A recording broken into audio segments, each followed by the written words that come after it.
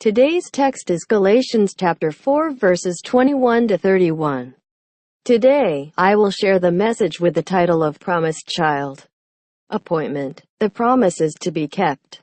Everyone knows that the promise is something to keep. However, not all people live by keeping their promises.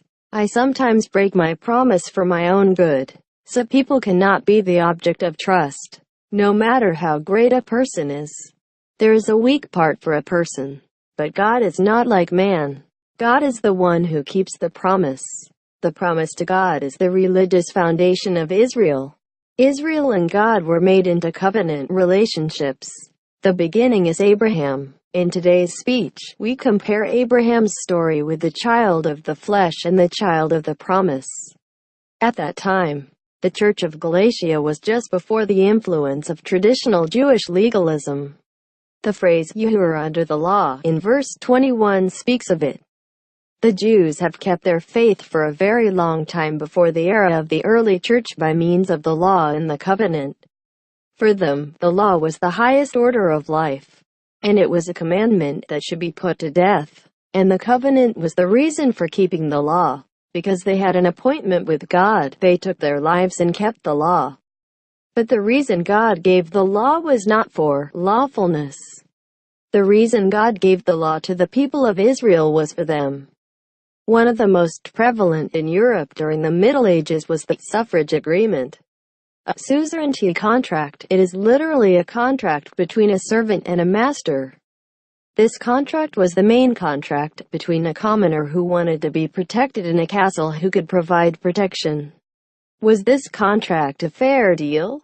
As anyone might expect, this contract was a one-sided contract. Of course it was a favorable contract for the castle. For example, in the present day, virgins living in the castle should send their castles the night before the wedding. A nonsensical contract was established. The reason why the contract can be made is because I could not go outside the castle. Outside the castle, it was hard to live a day because of looting and war.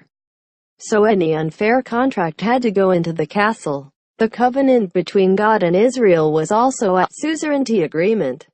From the first time Abraham and God made a covenant, the nation of Israel became a servant of God. And it appears in the document that the covenant, especially Deuteronomy, is well represented. However, the funny fact is that this covenant was a covenant that was thoroughly favorable to the people of Israel. If you take a day off a week, I will make you well.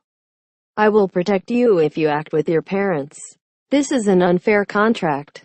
Israel has enjoyed this contract exclusively for a long time. They were obsessed with the covenant with God and thought that no one other than themselves could become God's people and became slaves to the law. The value of their salvation was not the faith and love for God but the doctrine of the law. Paul was an Orthodox Jew, but he warned these Jews legalism. That is why today's word tells us that through the parable of Ishmael and Isaac, we must be placed in remission of the law. The gospel brings freedom. The gospel frees us. But that freedom is responsible. The freedom that the gospel brings is not the physical freedom, but the value of freedom. The law is not wrong because it cannot be saved by the law. It is also because it is given by God. The important thing is the value of the law. The law was worthy in the Old Testament because Jesus, the perfection of the law, has not yet come. And because everyone could not meet God. However, Jesus came to this earth and became the fulfillment of the law, and by sending the Holy Spirit to us, He made direct communication with God beyond the law. The law does not lead to Jesus. The law does not lead the Holy Spirit. The law does not lead to God. May we have true freedom in the gospel. We have become a person of liberty. It is because we have the gospel. I hope that we will not be slaves again. God freed us by sending Jesus. Truth does not bind us. Truth frees us. We are free when we are in the truthful Jesus Christ. We want to be all of us who enjoy the promise of true freedom that God has given us.